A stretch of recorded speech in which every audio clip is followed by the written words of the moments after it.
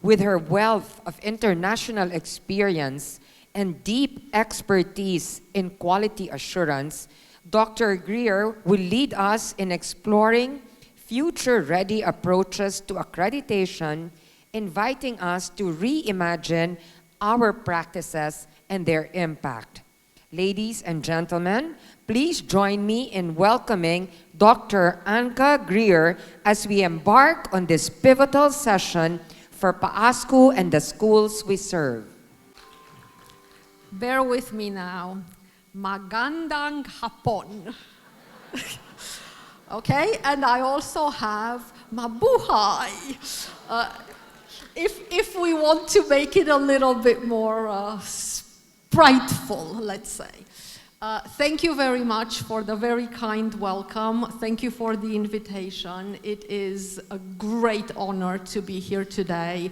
It is an amazing room.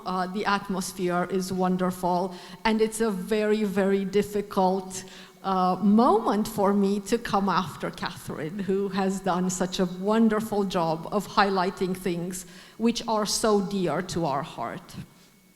Before I start, I'd like to make two things quite clear, okay? Number one, I come from a country that does not do siesta.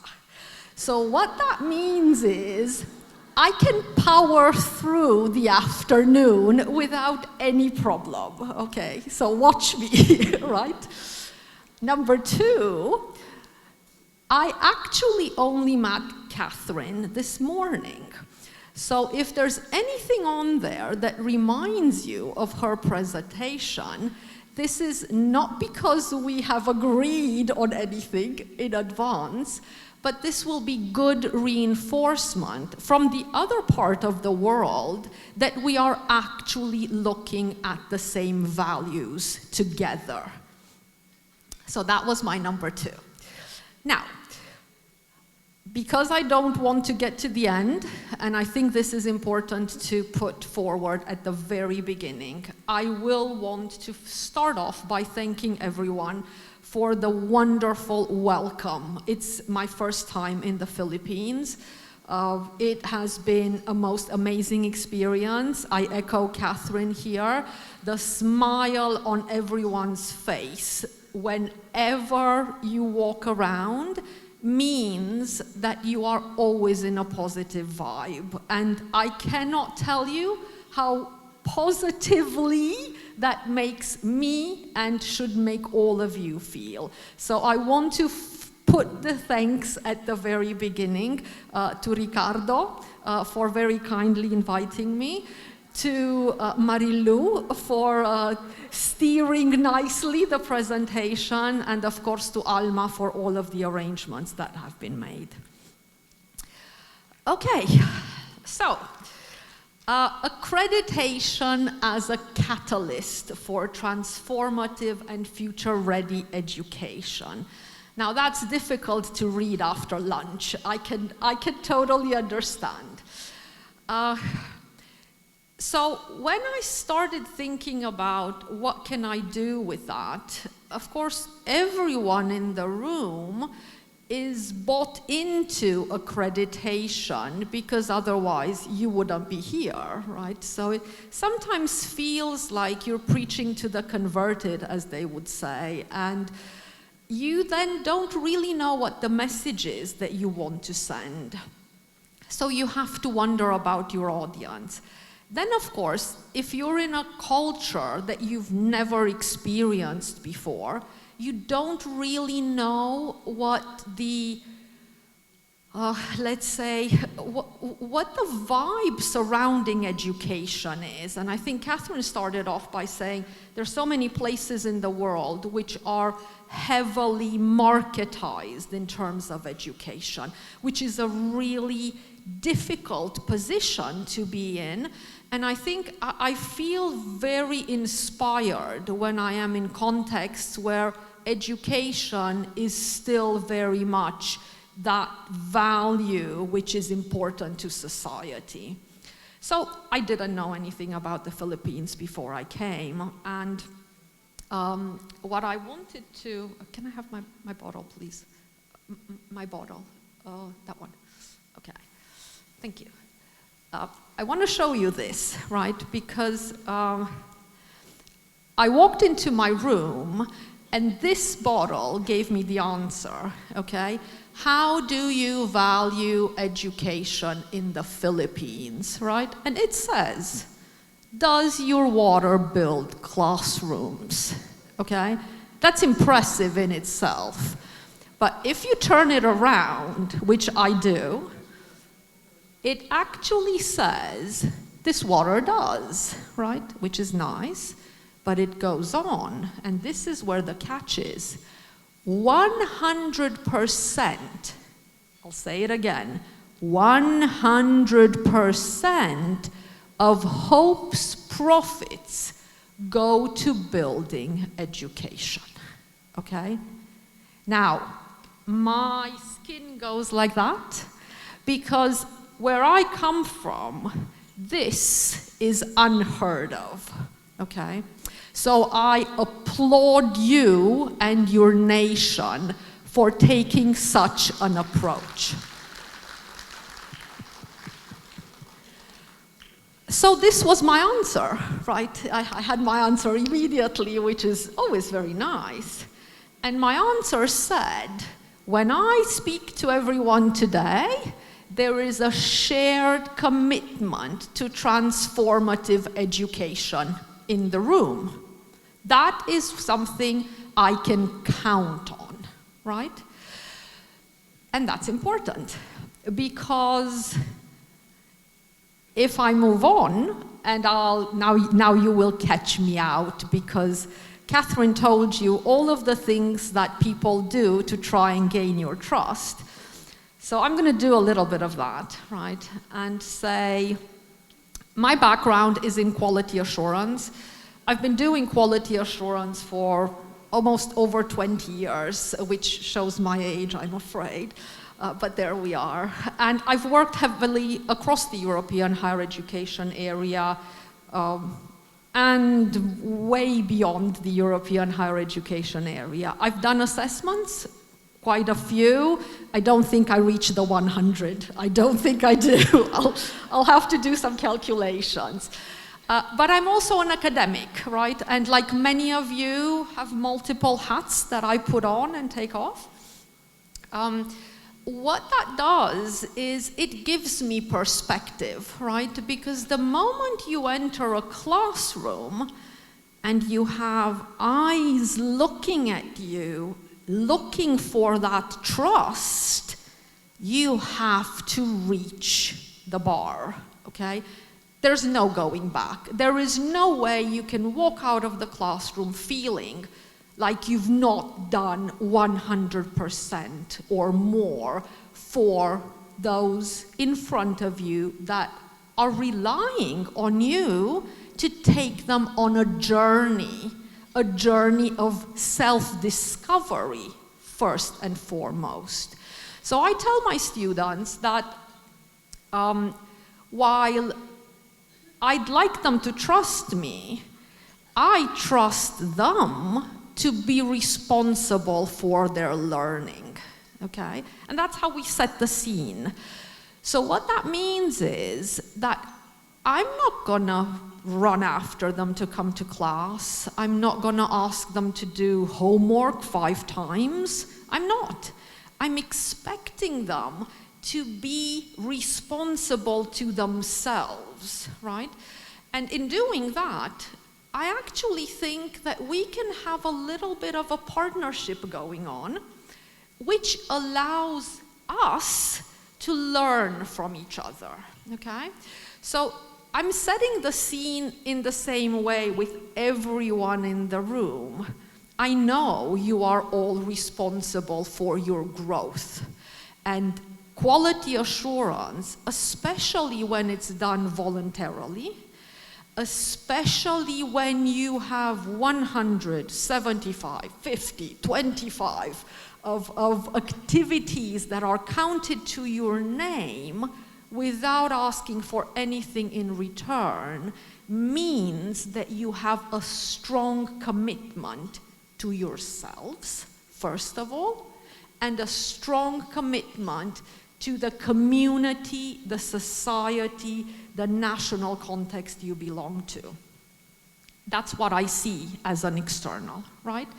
So I learn from all of these roles. I'm putting them up there, maybe a little bit to gain your trust, so that you'll listen to me for the next hour, but also to tell you that I learn from every single one of those roles.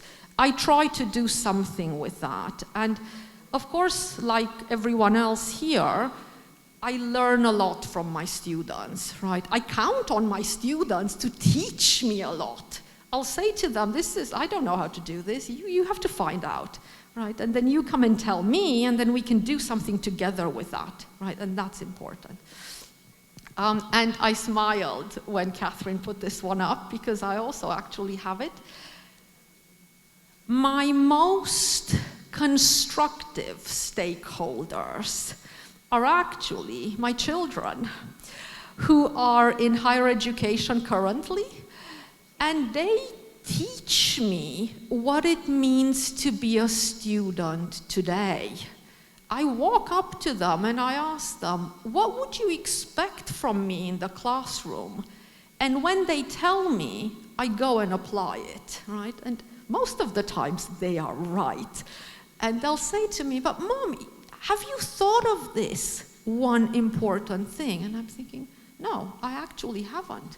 So I'm lucky to have them, and I'm lucky that they are in a position that they can share with me their experience.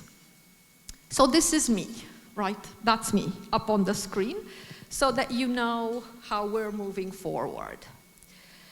Now, today's presentation.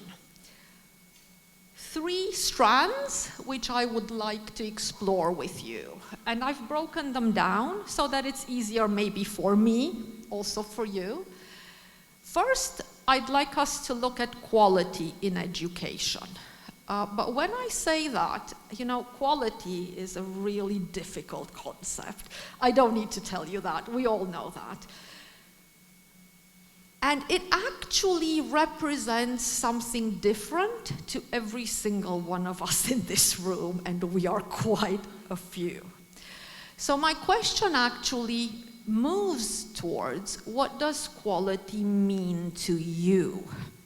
And I'll explain why I'm doing this as we move forward, because I'm trying to promote a system where you're able to find more of yourself in the quality processes that you put forward. And bear with me, I'll do that demonstration. Strand number 2 is about quality assurance in education, right? And I'm asking the same question. What does quality assurance mean to you? Not anyone else, just to you. And then I jump one more and I say external quality assurance, and what does that mean to you individually, okay? So those are kind of the 3 strands we're gonna be working with. So what is quality, okay? What is quality? This is a tough one. So I'm gonna try and make it slightly easier, if nothing else, because we are after lunch and because I have been told that you do have siesta. So, okay, so here we are.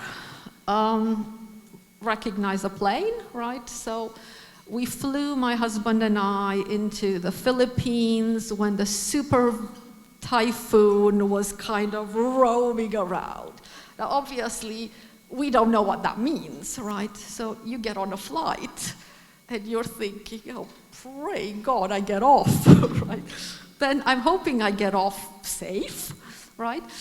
And when you're in that situation, to be honest with you, it doesn't really make any difference that they don't have your preferred meal, or that you press the button and no one comes, or that you're not sitting in the aisle or window or whichever you wanted, okay?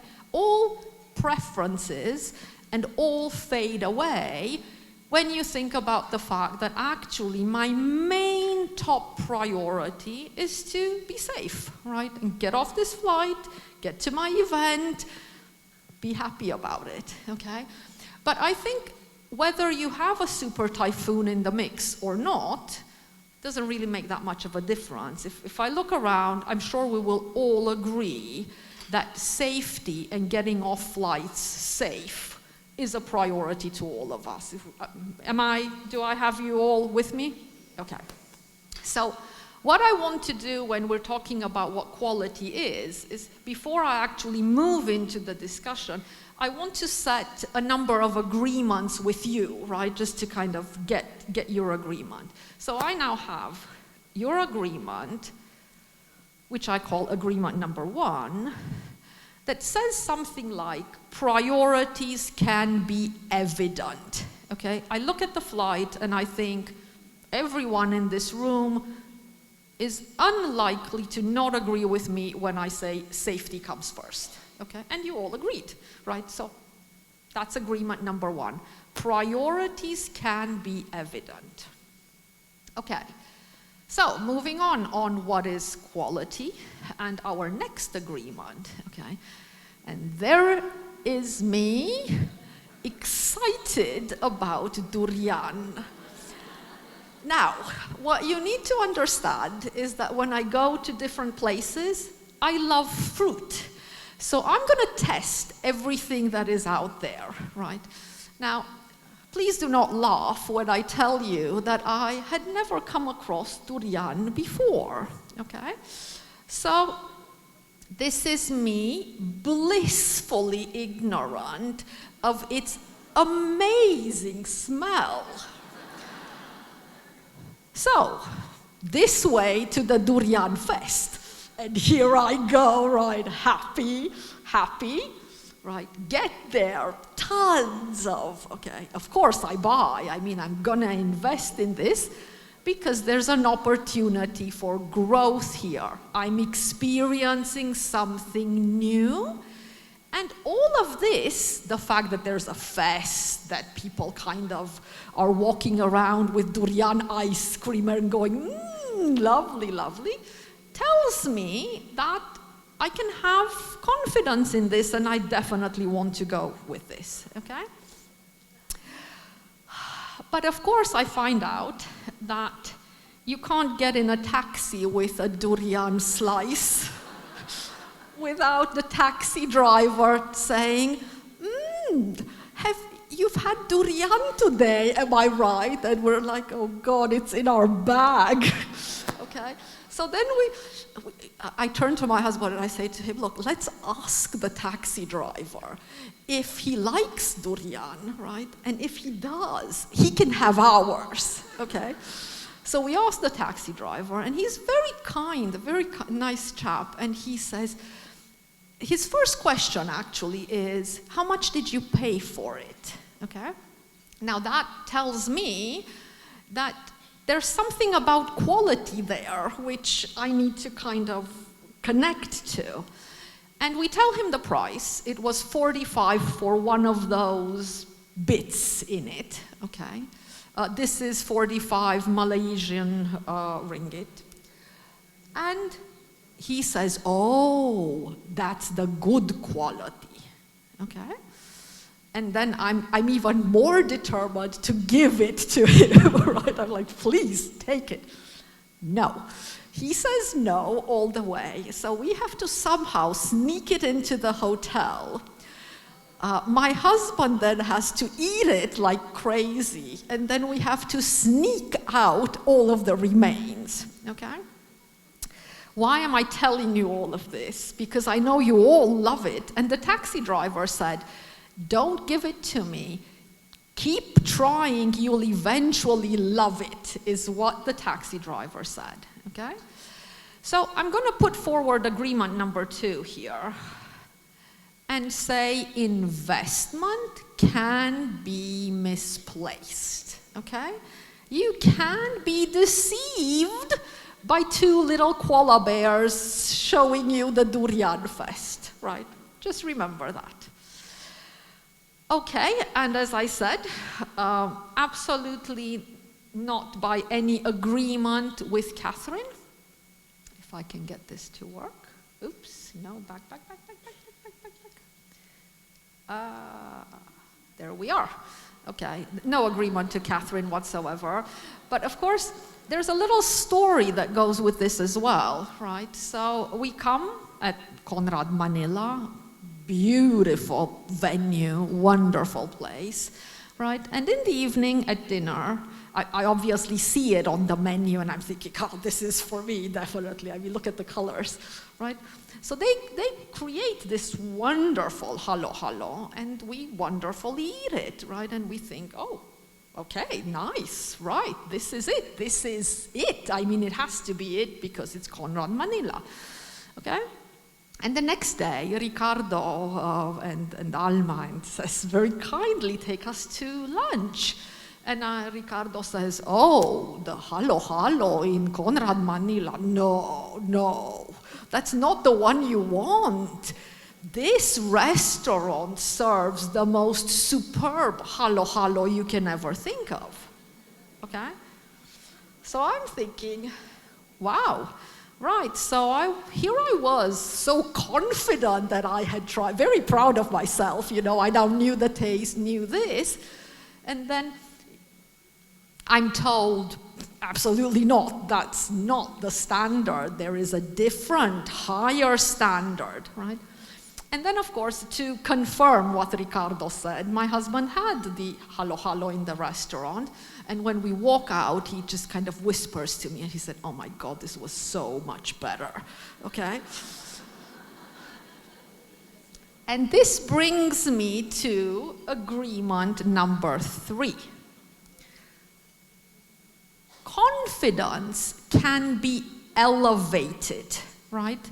If I was very confident that my Conrad Manila halo was brilliant, top class, here came Ricardo and said, scrap that, forget it, right? I can show you a different standard, okay? Now this is going somewhere, please bear with me.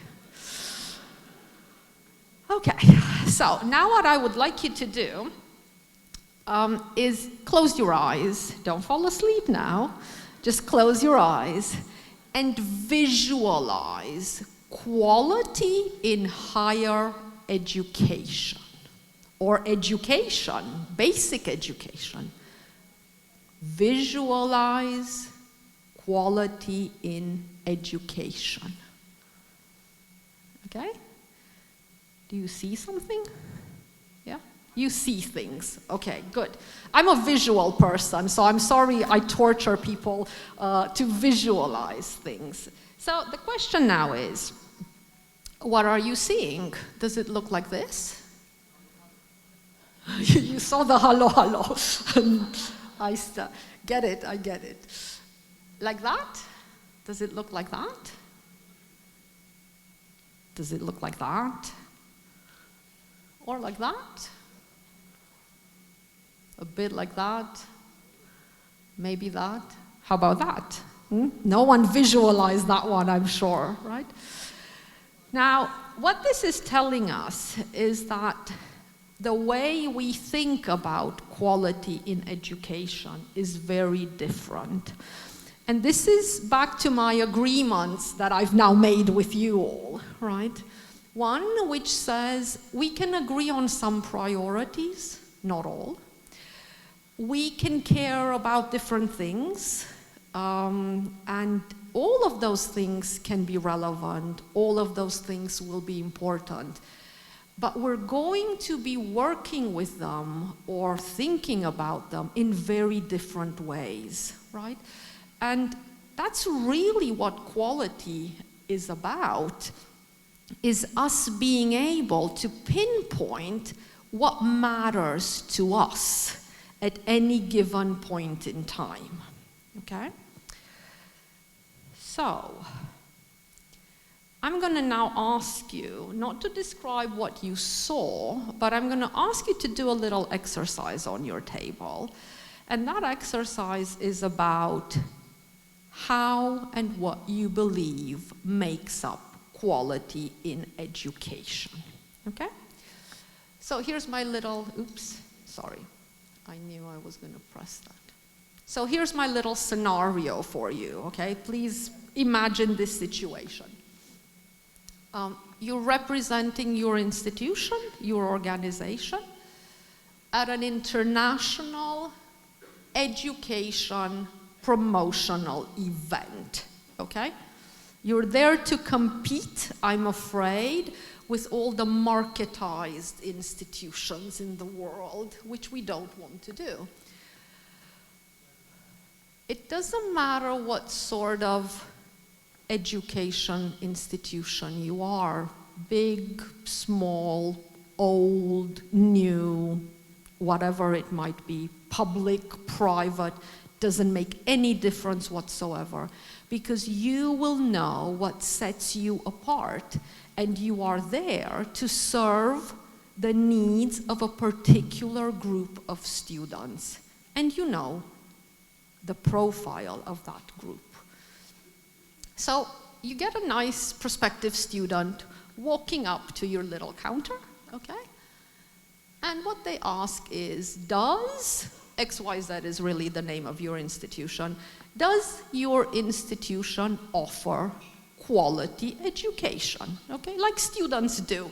Sometimes they're so cute in a way in formulating very complex things that they think there's a very straightforward answer to.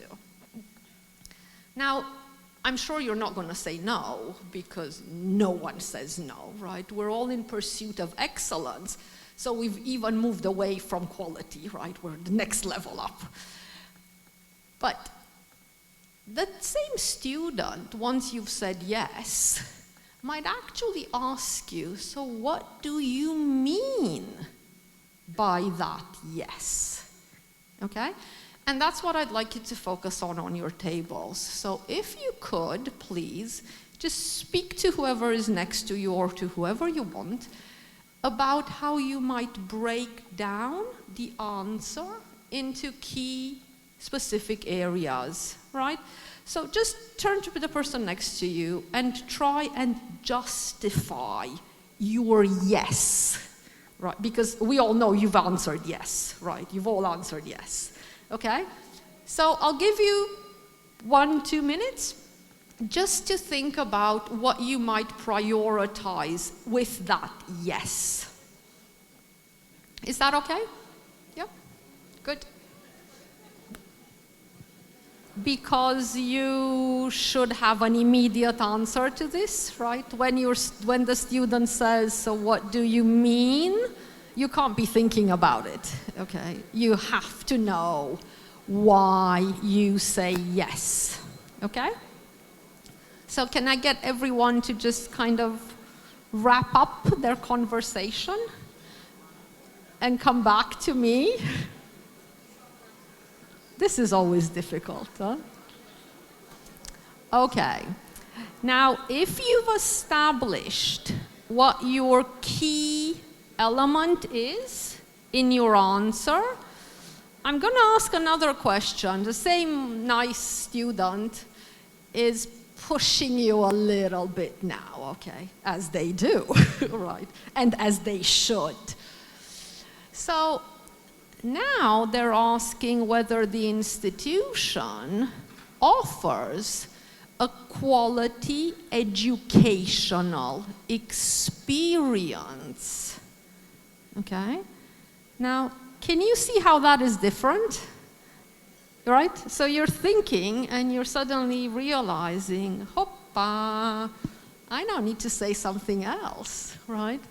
So if I'm to break it down, don't do it now, but think about it. If you're to break it down, it actually represents something else, right?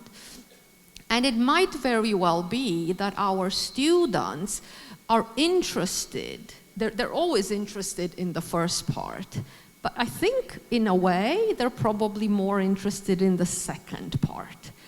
And we need to have a coherent answer for that, okay? Coherent answer. Right, so let's say we've established this, but when you've talked to whoever was on your table, am I correct in assuming that your answer mirrored the role that you are in your institution? Would you say I'm right with that? Yeah? It's normal. I mean, I can't blame you because that is what you know best. So you're not going to answer something that you can't stand behind. Because what if this student pushes even more, okay? And you're suddenly finding yourself messaging or providing the message which your institution puts forward that you don't really know how to back up, okay? It's not a positive situation to be in. What that means is that no matter what you do, you're gonna filter quality through your own individual role. And this is a good thing, okay? I'm encouraging it, and I'd like you to feel encouraged by it. But we have to ask, in your role, what is your contribution to quality? And a little bit like Catherine, who asked you, have you thought about who trusts you and why? We do quality on a daily basis. Everything that you do, trust me, because I showed you all of my credentials, right? No, trust me because this is real. Everything that we do is geared towards quality. The quality of the things we care most about. That's where we put our efforts, okay? So the actions that you take, you need to know and be very clear which of those actions and how they contribute to quality. So I've put a few up there, but there could be many, many more. In your role, you could be leading quality, supporting quality, enabling quality, providing feedback for quality, stimulating change, advising, monitoring, engaging, so on and so forth, okay? So the actions are mapped to your role, and that's how you put your contribution forward. But that contribution never comes without strong motivation. And motivators can be of multiple types, okay? You could be motivated to want to feel autonomous. You could be motivated because you're creative. You could be motivated by excellence or flexibility or power or recognition, variety, influence, and so on and so forth. None of those are bad, okay? All of them are good.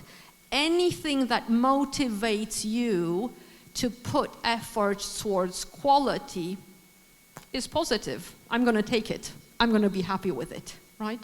You should too. Because that motivation allows you to continuously pursue the development of your skills. And I know we're generally hired in roles which have a fixed title, okay? But when you look at that job description, I don't know why, but there is always, at the very end of that long list, something that says, and others which might be necessary, right? Do you have that on your job description, okay? So, and others that might be necessary really means you are the most flexible, adaptable, autonomous, creative people in the world, okay? Because otherwise there is no way you could achieve all of those. But the skills that you put forward, and again, I put just a few up there, are all skills that you juggle with, okay? You do some today, others tomorrow, you develop others, whatever. It's a full mix, full-on mix. It's almost like your super typhoon, if I'm honest. So what we have here is a measure of success, okay? In your role, if you contribute to quality to the extent that I'm showing you now up there, that is a full measure of success. And you can pat yourself nicely, right, and say, I'm doing a great job, day in, day out, whether others see that or not. Because we know that not always people see the effort that we put forward, okay? And that's a problem. I will put up my hand and say, that is a problem. Okay, so that was the bit about quality, right? So quality, to sum that up, is in everything that we do. We describe it in ways which are meaningful to us, and we should roll with that, okay? That's fine, that's how it should be, right? Now, what is quality assurance then? Okay, what does quality assurance do? Why have we invented it? Why is it keeping us on reports and documents and tools and instruments and God knows what? What are we achieving with that? Why is it there? So you will forgive me for reminding us all that COVID once happened and then passed. And I'd like you to look at this and kind of think whether you find any association to quality or quality assurance. Okay, so here we have the little flock and the wolf that is absolutely bewildered, like, what's going on? You know, I can't understand what's happening here. And every single one of that lamb has a different reason why they are behaving the way they're behaving.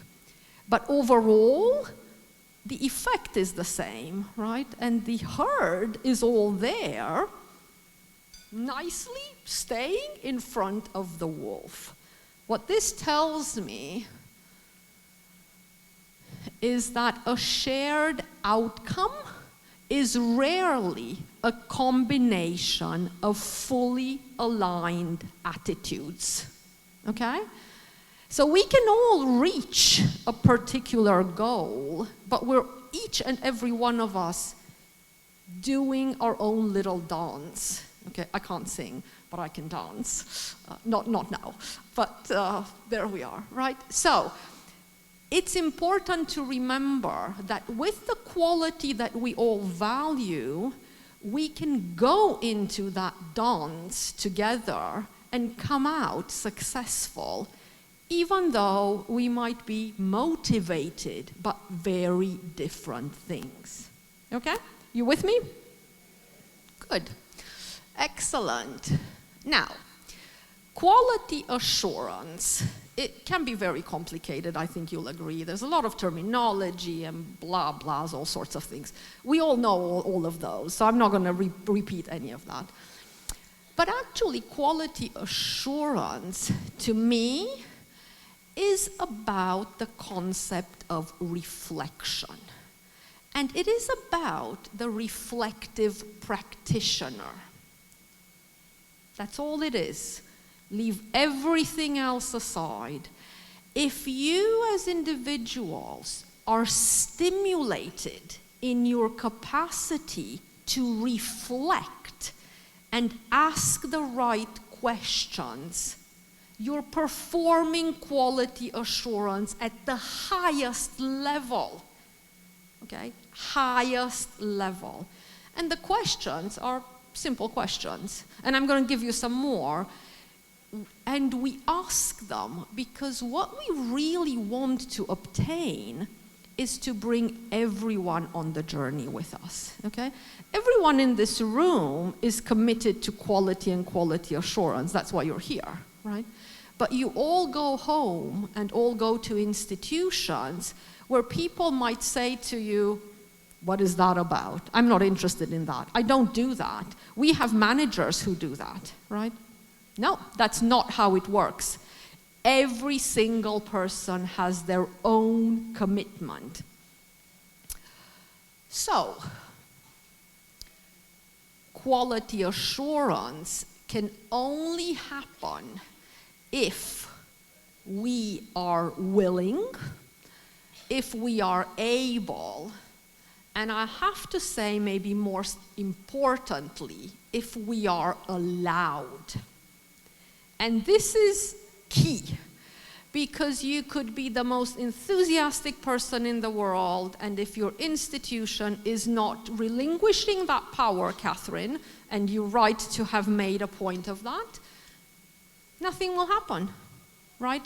So we have to be allowed, but we'll connect to those only if we resonate with what we do, we believe strongly in what we do, we align, and we care. There has to be a level of emotion that we transfer across, because that is really our lifeline.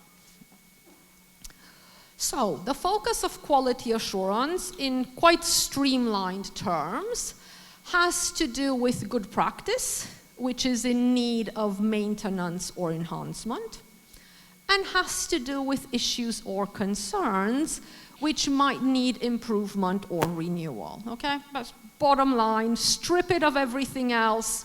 This is what quality assurance does. And these are the things that we actually care about. If we're doing something good, we want to scream it out to the world, right? This is great. I come out of the classroom thinking, oh my gosh, this really worked. It worked well. Who can I find on the corridor to tell them that this has been a successful classroom? Conversely, if I come out and think, oh my God, that was the train crash of the century, right? I'm sure I'll go home thinking, what can I do next time, okay? Otherwise, I wouldn't be an academic, and I think we're all in agreement with that. So really what quality assurance does for us is it allows us to create something which is more systematic, to respond in a more systematic way.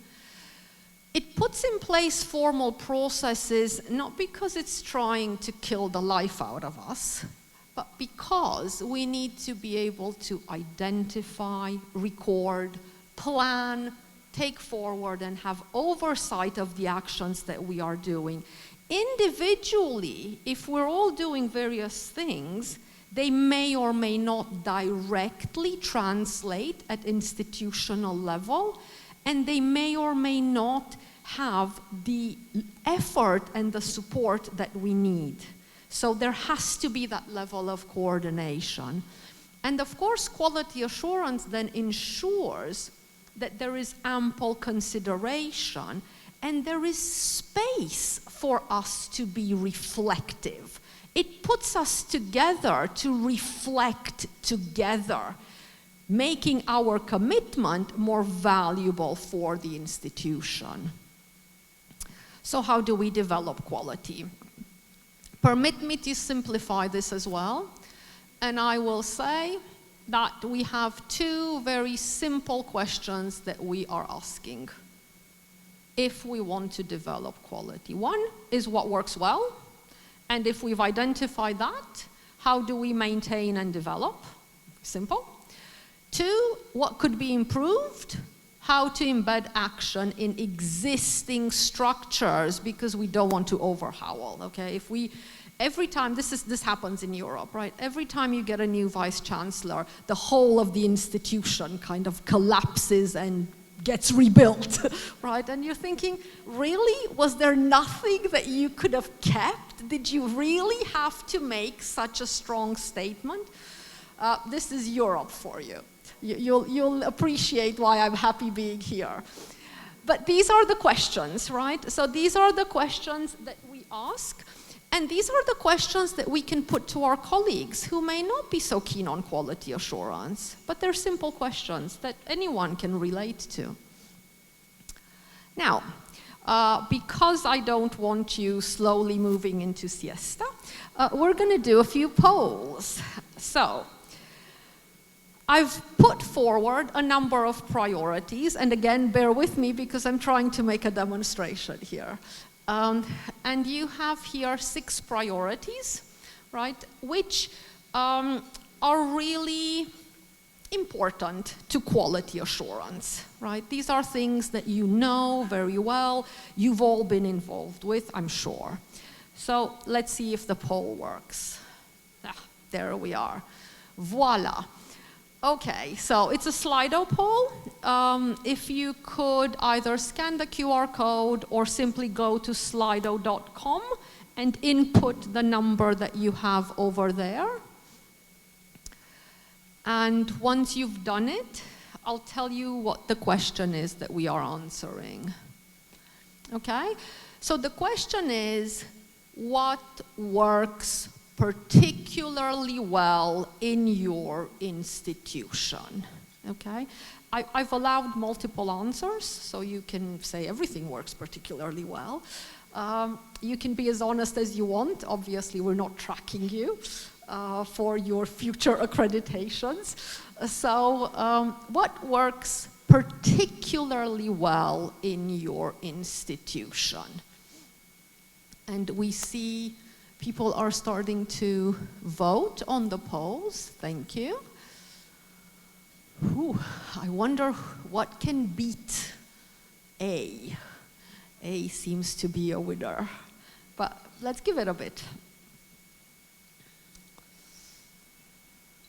Okay, so we have 100 answer and 700 people in the room. Okay, I'm also a researcher, so I'm not going to be happy with that as representative, I'm afraid. Okay. So what works particularly well in your institution? And we have just a tiny little bit of supporting students with disabilities. This is a big deal in Europe, right? We are really keen to have students with disabilities participate fully in educational processes. So there's a lot of effort that goes into that. Engaging stakeholders, which is the first one, which seems to be our winner, we've been doing that for many years now, right? So quality assurance has been so strong in promoting engagement that I think it's difficult to imagine that that wouldn't come on top.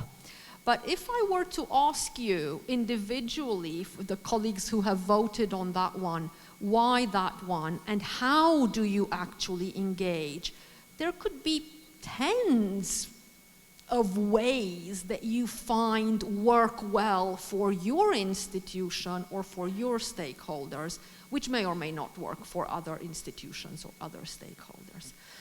But another thing that we need to observe here, which is a nice poll in itself, now we're close to nearly half, so I'm positive, is that all of the ones that have just a little tiny bit,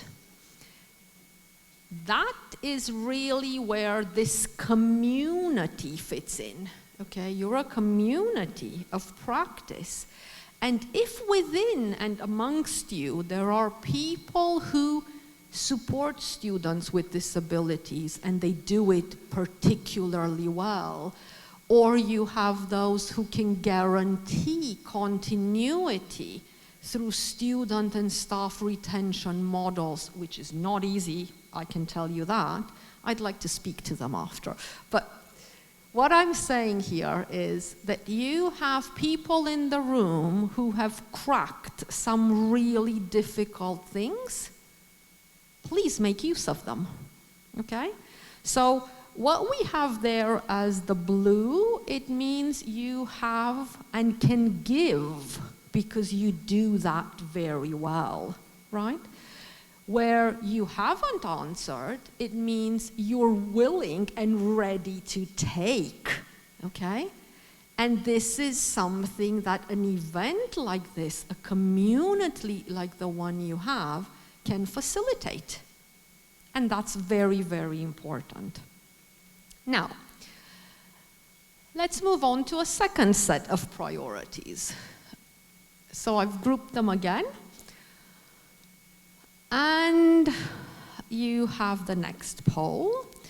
And what I'd like you to answer here is, what have you been involved with this semester? Okay? So I'm not asking you about the institution, I'm asking you, what have you been involved with directly during this semester?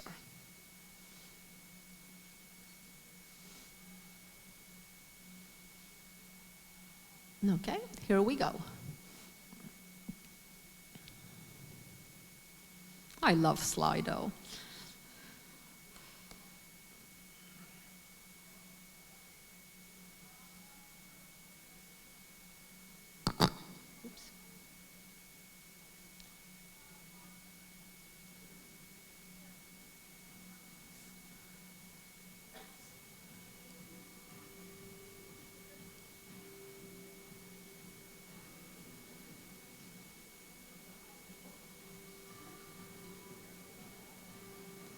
Okay, nice, nice.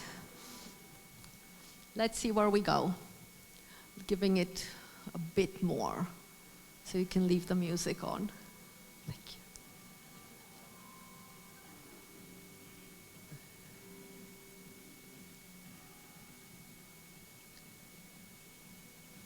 you. Okay, now, what I want you to notice here is that previously our winner had 74%, right? You remember that? Okay. Here, our winner has 28%. And actually, if we give it a bit more, we'll probably have the same number of votes, right? What does that tell us? What does that tell us? To me, it says something very simple.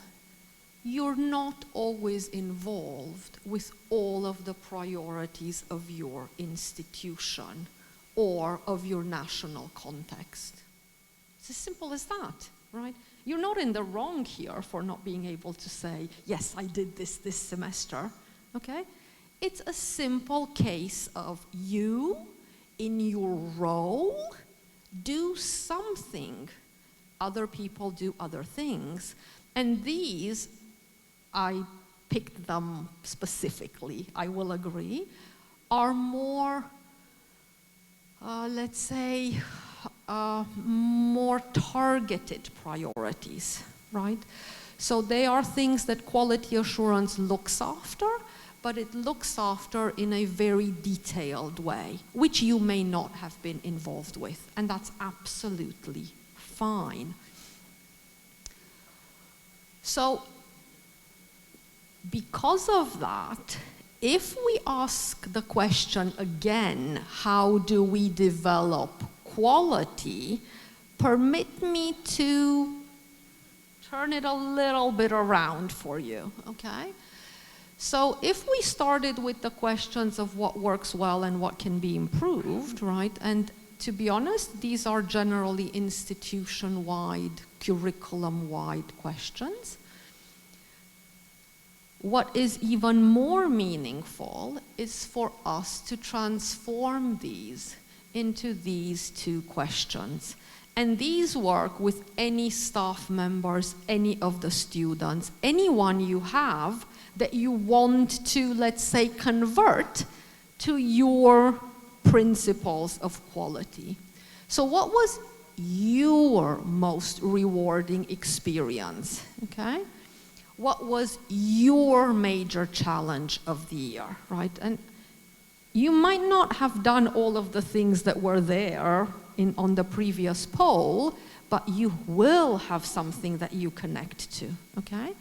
And once you figure out what they are, this is what is going to be really important, because you'll want to multiply the rewarding experience and you'll want to disseminate the challenges, right? I'm multiplying the rewarding experience because I want to spread the good practice and then the whole institution can get it, right? But I can't do that until I know what my most rewarding experience was. What was my major challenge? Again, if I have figured out how to move past it, I'll want to disseminate that to the institution. Simple steps, right? Simple steps rooted in individual performance, individual experience. Because once I figured out my rewarding experience, then I ask myself, is this unique to you? Can others experience that? What would they need to do to experience it? Okay? So that I can focus my resources. Again, Europe, resources are out the window. If you ask for €1 from any senior management in an institution, they'll turn you down, okay? They will say no. So I've been involved in a number of projects that really demonstrate how you can do a lot in terms of quality assurance without even €1, okay? Now, when I say that, I mean you can do a lot with people power. People committed to doing things and being willing, able, and allowed, right?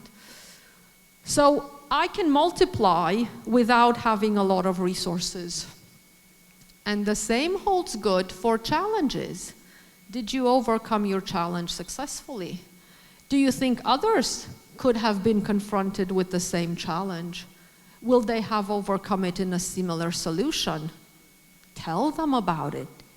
Get people together and disseminate that particular solution.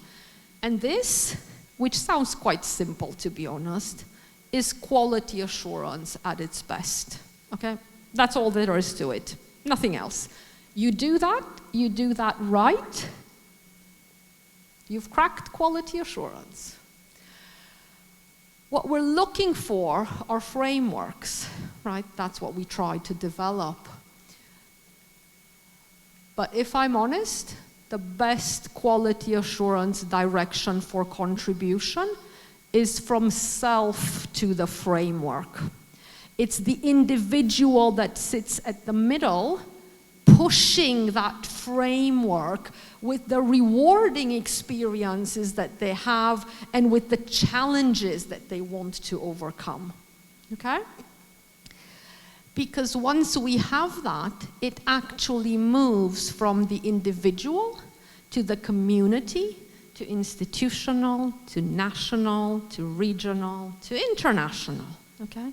And suddenly, that one rewarding experience I might have had myself individually becomes international practice. Isn't that fantastic?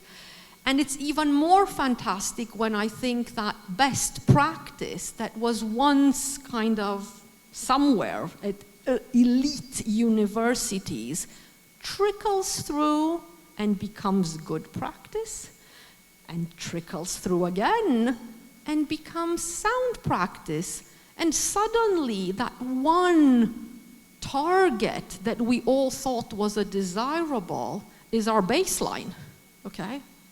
Wow, we're doing great. That means we're progressing every single time we look at that baseline and we measure ourselves to it. So every time somebody puts their hand up and says, I want to contribute, right? Because academics do want to contribute, and academics do care about their students in the classroom. We all do. Allow that as an institution. Now, how you allow that is interesting, because people are at different places in their journey. Some of them need more awareness. Others can already take power, take control, right? Others are just engaging. It depends, but as an institution, you would need to identify who is where and how, and put them on the jeepney. Slowly, slowly, slowly, They go in, they come out, they go in, they come out, but they're all moving in the same direction, right? And that direction is your quality culture. I hear in Europe very frequently many institutions that say we have to implement a quality culture. And I'm thinking, what are you talking about? You know, you don't implement, you don't import a quality culture. You have it. You just have to open your eyes and recognize what that quality culture is, what its specifics are, and when you know, that's how you promote. And this is back to me answering to that one student walking up to my little stand, right? That's when I'm able to formulate an answer to them, because that's when I know exactly who I am as an institutional identity. So never let anyone tell you you have to import or implement a quality culture.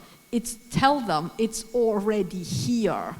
Open your eyes to it. Let us reflect together on it so that we can decide who we truly are. And who we truly are is then mirrored in the mission and the vision for our future, right? They're all interconnected, as you very well know, as I said. I realize the level of expertise in the room. So really what this is about, and I think Catherine asked for a word, and I said responsibility, and the reason I said responsibility, because I think that's really very important. Where the change is in the responsibility that we allow, right?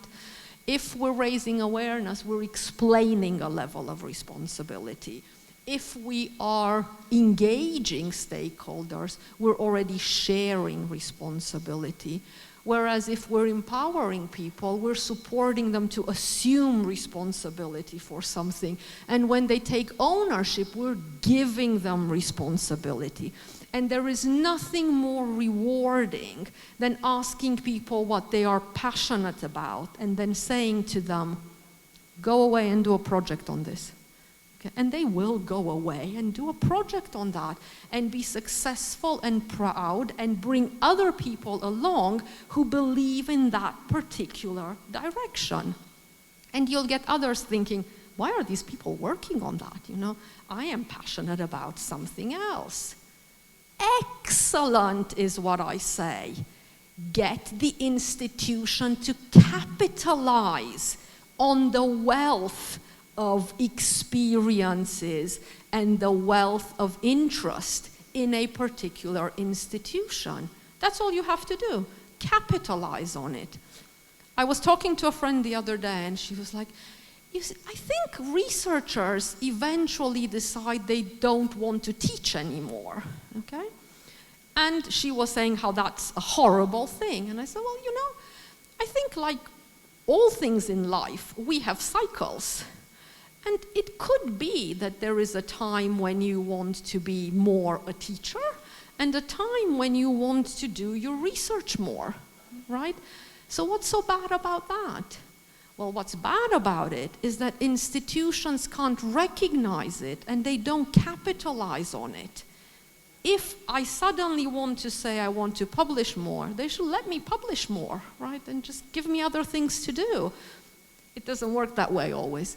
But ownership is really about that releasing of control and saying to people, if you're passionate about this, go away and do it. We will support you doing it and then see what happens. Take it in pilot stages if you need to, and then disseminate it across. Okay, so quality is an internal system, right? Are we agreeing on that? It's internal. Unless things happen internally, there's not going to be much that you can tell my student walking up to you, okay? Not going to be much. So now I come to the third part and I have to ask, so why do we need external quality assurance? If everything that needs to happen is already happening in the institution, is already geared on energies and power and effort in the institution.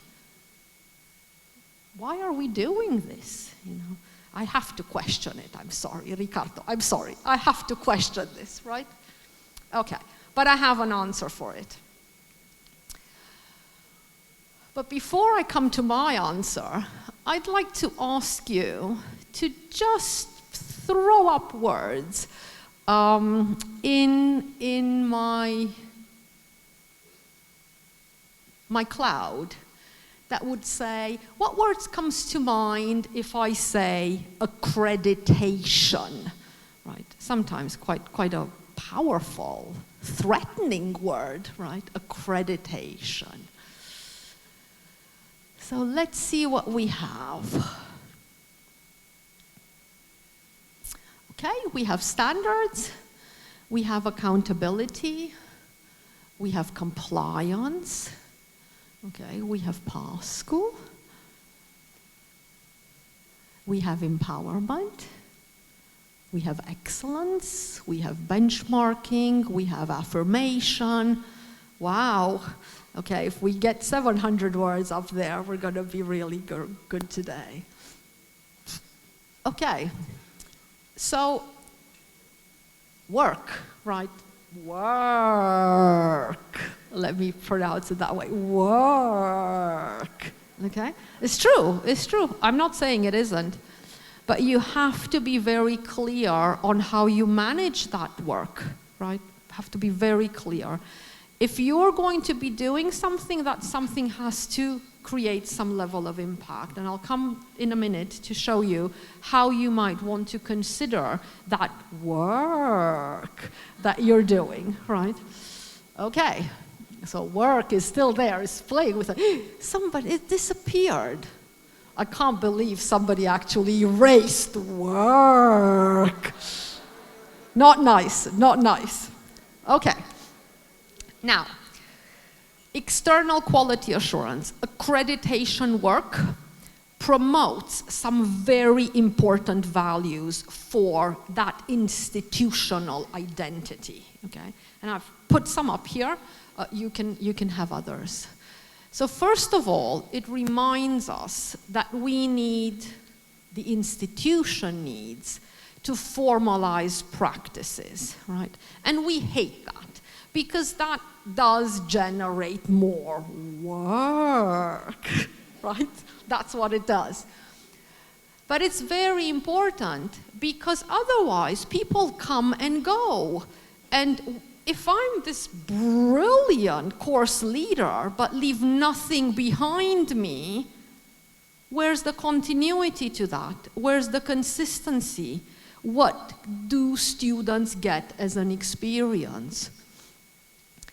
Institutionalization of activities, making them relevant for the institution, recognizable within the institution, very important. Alignment to the mission and vision. Now, I don't know about you, but when I do assessing in Europe and where else not, we sometimes ask people, like, when I say people, even senior management, to be honest. I was going to say others, but even senior management. So what is the mission of your institution? Okay? And they draw blank faces. And you're thinking, really? So how can you then create oversight, give direction, offer support, you know, when you don't know what the mission is? Oh, well, we are so old. Our institution has been around for ages. And then, of course, we ask. Then they think we're really just nasty, is what they think. But we ask, so when exactly will it be time to revise your mission? What? Revise our mission? What for? Okay? Now, there's something here about refreshing and renewal, which we really have to ponder on. But that alignment is really important, and it was particularly important after COVID, when everyone wanted to go online, and we'd go on visits and ask people, how does this align with your mission? And they're like, everybody's doing it. And you're thinking, well, that's a very good answer, right? That's a very good answer. Calibration of structures, very important. Frequently we have committees, I don't know about you, but I mean, Europe is a disaster. Arabic countries, disaster in terms of committees, over committees, over committees, over committees. All of them with the same people sitting on them. So what's the value to that, you know? It's still the same people meeting over and over again. How is that going to provide a fresh outlook on things? And then we say to them, well, when is time to revise your committee structure, okay? Or when have you done it last time, right? Like, we're going to have to look at the archive. Well, please bear with us, is the answer that we get, okay?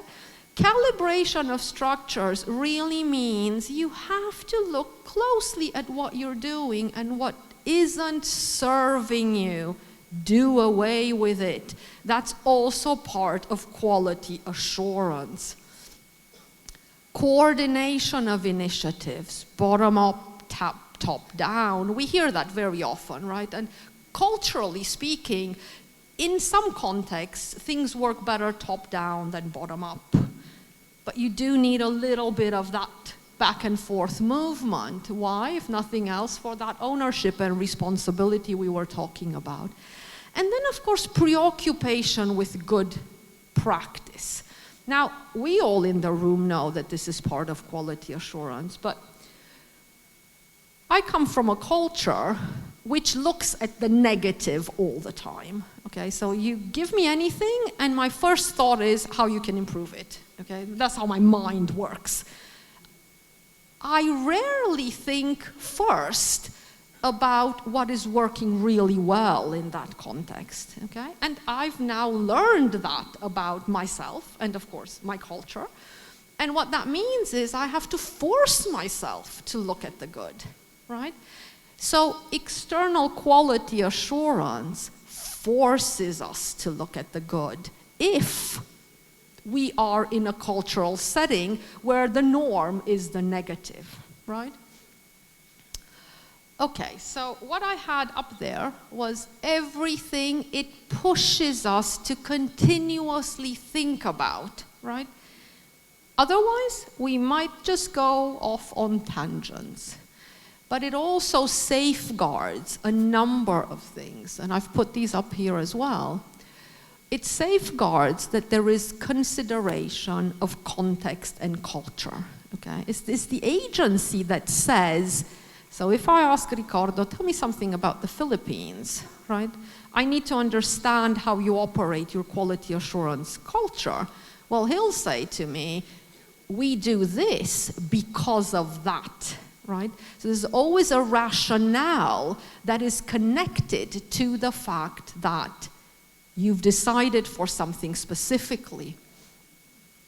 Risk assessment and management is also something that it will safeguard against. How many times have you been in an institution to do a visit or a program where you actually say to them, you know what, you have few students. This program is at risk, right? How are you going to sustain it?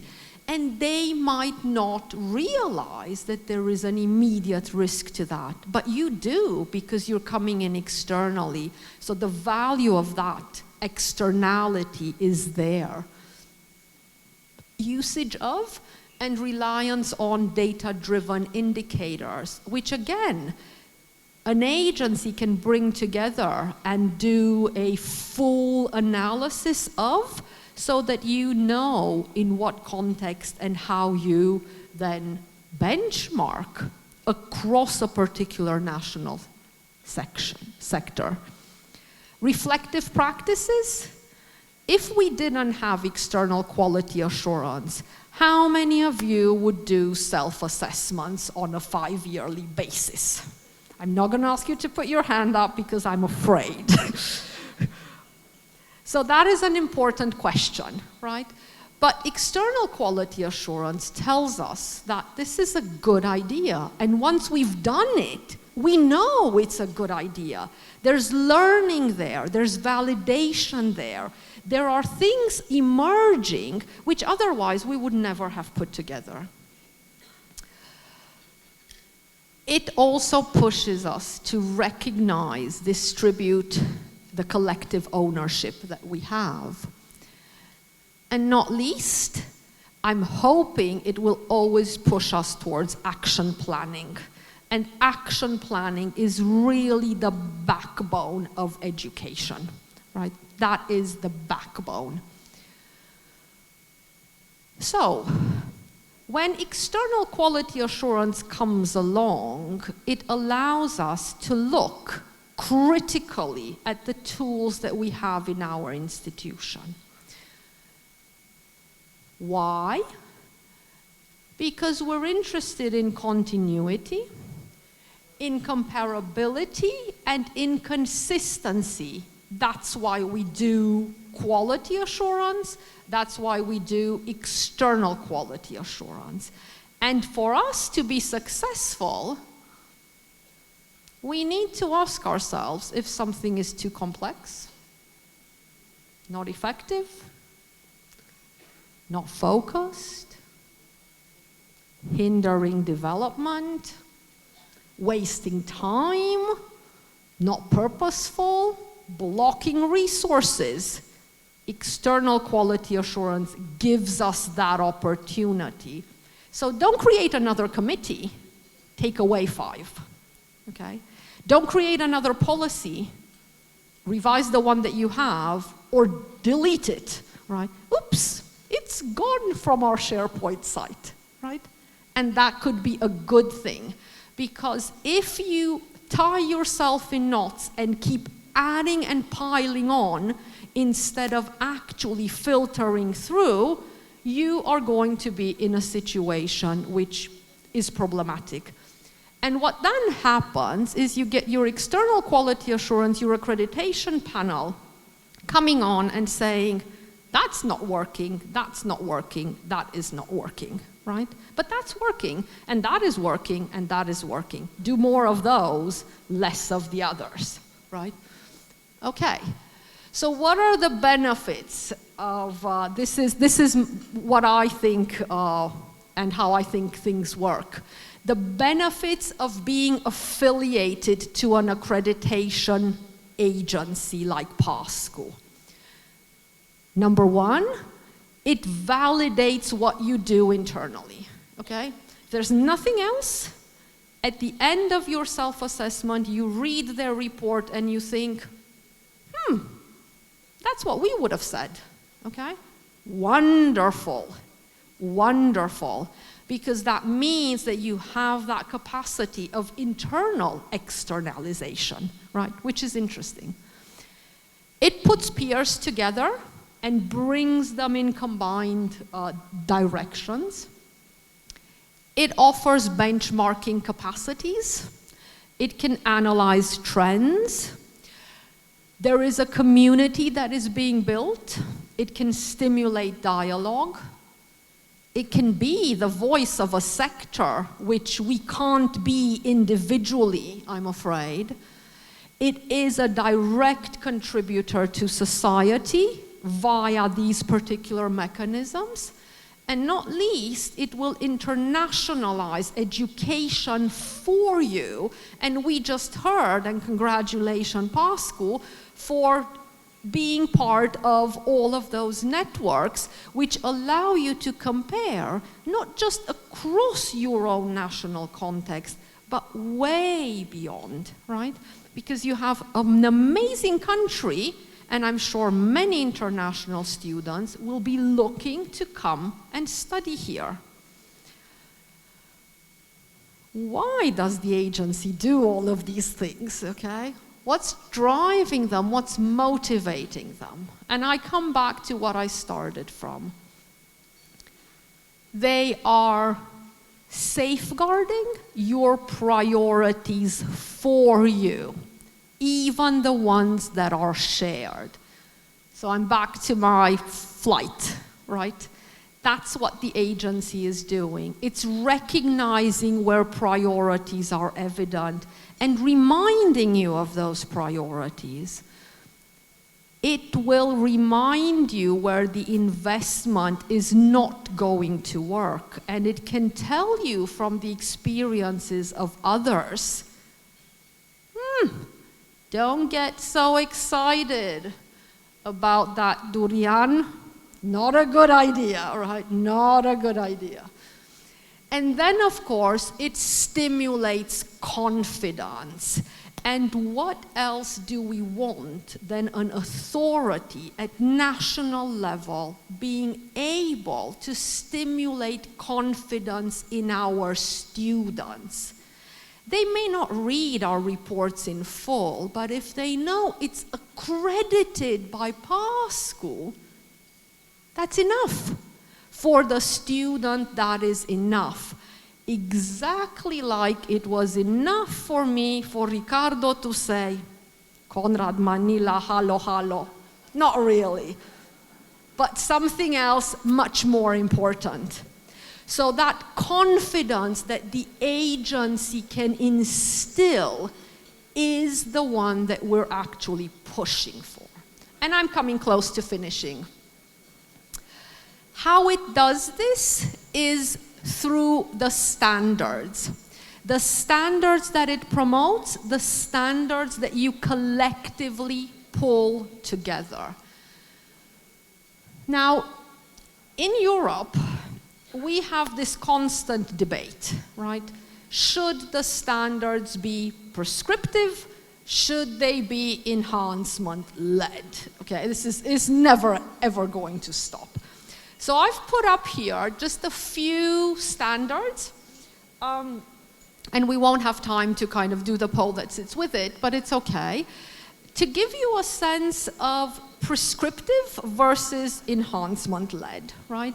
And this is close to my heart because I've been doing quite a lot of work on micro-credentials recently. And I'm sure you know, but just as a reminder, micro-credentials are those bite-sized educational components that we're striving now to implement because they will offer our students a little bit more modularity, we hope. Okay, so I've put 4 of these up. And actually, maybe we can go here. So if you want to go to the survey and simply read it and just say, is it prescriptive? Is it enhancement-led from your point of view? What do you think? Prescriptive, enhancement-led.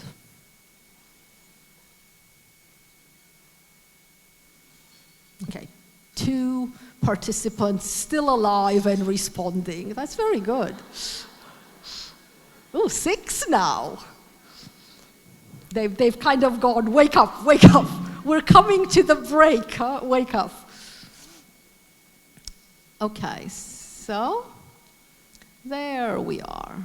We think this is prescriptive, okay? And I'll agree with you. Basically, what it tells us is, enhancement-led now.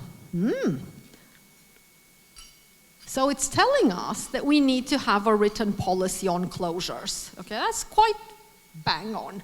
This is what needs to happen. But it's not telling us what the triggers are. It's not telling us how to implement it. It's not telling us a number of things. So allowing us that flexibility is actually making it either prescriptive or enhancement-led, right? It's on a continuum. It depends on how we're going to be implementing it. Now, next one. Trainers need to have a good understanding of and strong relationships with the sector related to the micro-credential that we are implementing, okay? enhancement-led. Why we think that? Again, because we know what needs to happen, but we're not being told how it should happen. And this is very, very important. Policies for quality assurance cover micro-credentials in an appropriate way. And this is tricky. Provide a balance between agility and value for recognition. Okay, now this is tricky. Because we want micro-credentials to be horrendously agile, but if they're gone next year, how can our student benefit from recognition of that particular micro-credential? It's enhancement-led. It's also prescriptive to some extent. So again, it depends how we implement it. And we have one more. Ooh, 50-50. For one brief second, they were identical. Staff monitoring online activity for cyberbullying, right? Very important, because if you have micro-credentials online, so many things happen online that we don't really have time or disposition to discuss now. So this debate of prescriptive versus enhancement-led, to me, is a little bit artificial, as you've demonstrated yourselves. So I'm going to put an and there and say we're always on a continuum. Some things do and are more favorable as prescriptive. Others need to allow a little bit more space. And in doing that, I'm pleased to know that PASCO does principles-based, which really situates us on that particular continuum. So the challenges that we hear: accreditation always comes with steep learning. There is never a best time for the accreditation visit. Why? Because we're always in change, right? It doesn't matter. You can't wait for things to stop. Because the only constant in education is change, right? So, hey, accreditation team, visit anytime you want, right? We educate for professions which have not yet been invented. Have you heard that one? No, yes, we hear it quite often in Europe. It's like, you have to get things right because that's what you're up against. For us to get that right, it means that quality assurance can never be a one-off. It's not like, hey, accreditation team is out the door, 5 years we can do whatever we want. That's not what it is. External quality assurance is there to support everything that you do institutionally. If you don't use it that way, you are wasting a huge opportunity. Huge. I cannot emphasize this enough, even though I'm competing with the break, obviously, and the goodies that are coming on your tables.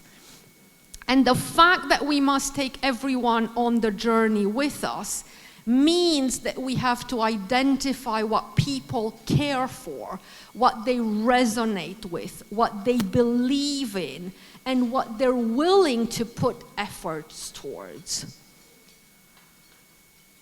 So really, our educational DNA is infused genetically with these aspects: collaborative, meaningful, constructive, flexible. And in order for us to be that, we need to be aligned to context and culture. We need to be autonomous in the way that we operate, and that autonomy needs to be respected. We need to sustain ownership and responsibility, and we need to promote humane and ethical approaches. I cannot emphasize that enough, especially in the era of AI. Now, let's see if I can get our last slide up. Maybe not. My laptop would love a coffee break, but I'm not giving it one. No, not yet, not yet, not yet, not yet. I do have one more slide, and will show you somehow. I don't know how, but there's going to be a way. No. Bear with me. I know this is difficult, so I'm going to do, and that. Ooh, ooh, ooh, ooh. Don't look, close your eyes, close your eyes, close your eyes. Ha, okay. Now you can open your eyes, huh? Okay, so final slide.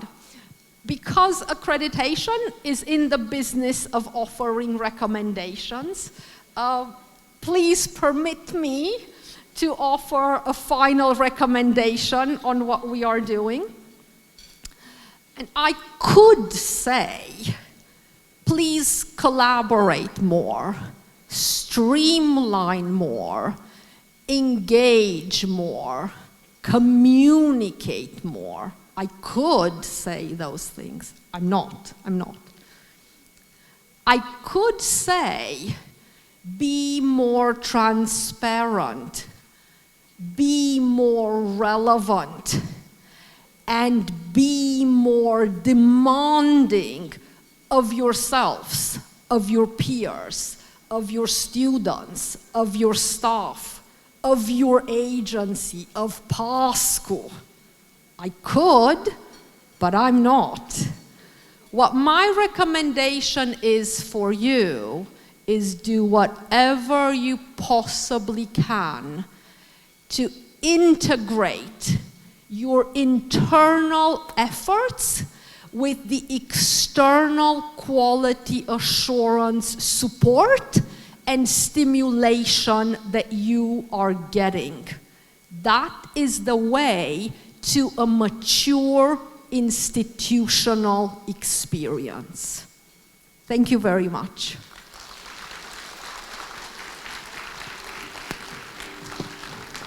Dr. Greere, for inviting us to reflect on the value of QA processes that can drive true transformation in our institutions. Again, I ask Brother Oka and Brother Bernie and Dr. Ses to present our token of appreciation.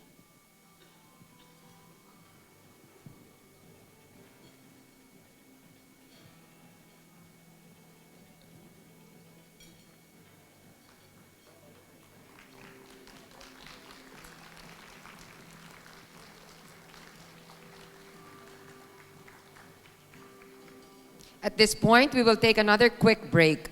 Whether you're grabbing coffee or striking up a new conversation, enjoy the next few minutes. We will resume at 4 p.m. so we can keep the momentum rolling as we dive deeper into innovation and quality.